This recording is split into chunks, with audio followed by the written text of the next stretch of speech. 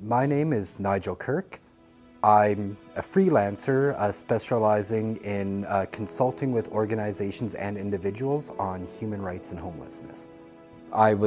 Had been doing homeless rights for a long time, so partway through the project, one of the other members of the Client Action Committee with the Calgary Homeless Foundation found out, oh, you're doing homeless rights activism?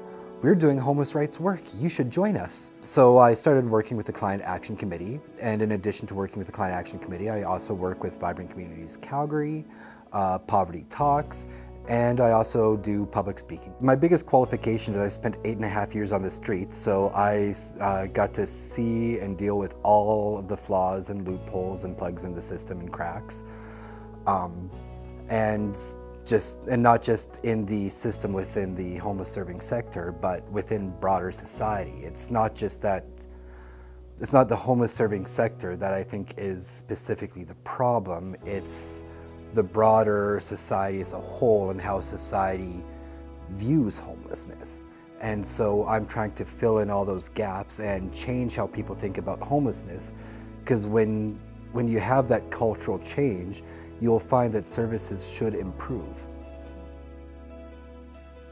Social inclusion is kind of the idea that everyone has an opportunity and that people aren't rejected just for who they are. So social inclusion is not just about class, it's about race, it's about sexual orientation, gender identity, and it's making sure that all of these social groups not just feel included, but are inclusive.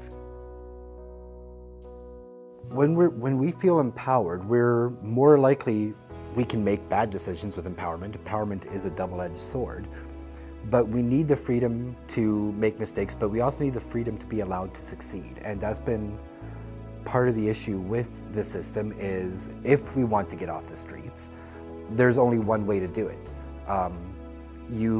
You give up full control over your pathway off the streets when you're homeless. If we're not going to be trusted with any degree of responsibility, how do you expect us to be responsible when we're housed? How do you expect us to not just end up back in a shelter? Having an apartment is a huge responsibility. We need the chance to prove that we can be trusted with that responsibility. As it stands, that's one of the reasons why there's so much community opposition, is because we're not allowed to show that we're responsible.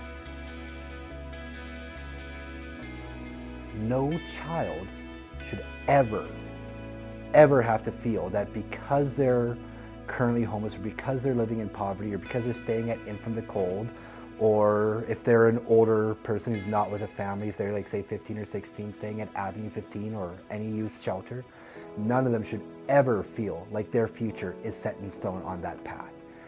Every child needs to know that no matter where they are right now in life, they are not beholden to it. That does not determine what their future is going to be like.